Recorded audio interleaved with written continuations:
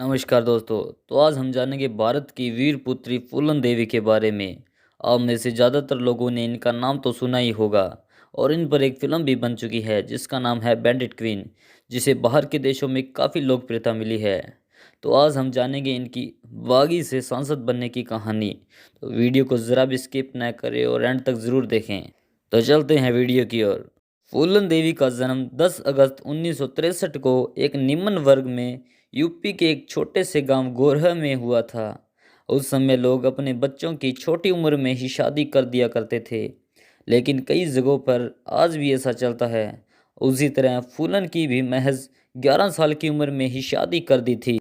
बस यहीं से फूलन के लिए विपदाएं शुरू हो गई थी। कुछ समय बाद फूलन को उसके पति और घर वालों ने रखने से मना कर दिया, जिसके बाद फूलन अपने माता पिता के साथ रहने लगी और उनका मजदूरी में हाथ बंटाने लगी। असली विपदा तो तब आई जब फूलन 15 साल की हुई। तब ऊंची जाति के लड़कों ने मिलकर फूलन के साथ बलात्कार किया। इसके बाद भी दबंग टिके नहीं और उसका अपहरण कर बेमई गांव में एक कमरे में बंद कर दिया। उसके साथ वो बहुत अत्याचार करते थे, उसे मारा पीटा जाता था। लेकिन 3 सप्ताह की कैद के बाद वो वहाँ से भागने में सफल रही।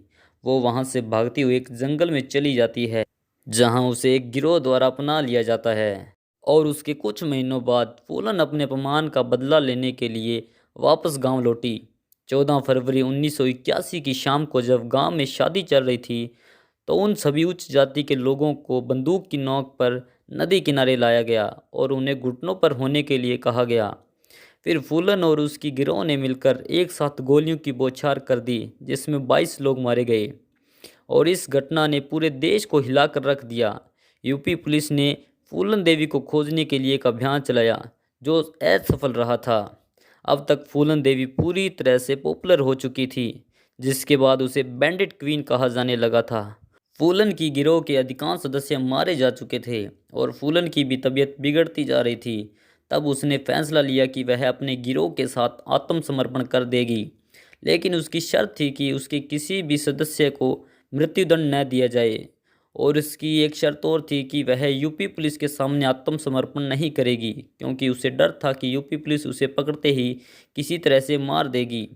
तब 1983 में फूलन ने मध्य प्रदेश पुलिस के सामने आत्मसमर्पण किया, जिसे देखने के लिए लाखों लोगों की भीड़ खड़ी थी।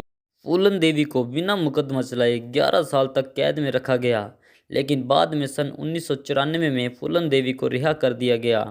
उसके कुछ समय बाद समाजवादी पार्टी के मुलायम सिंह के समय में 1996 में मिर्ज़ापुर लोकसभा सीट से फूलन देवी को सांसद चुना गया।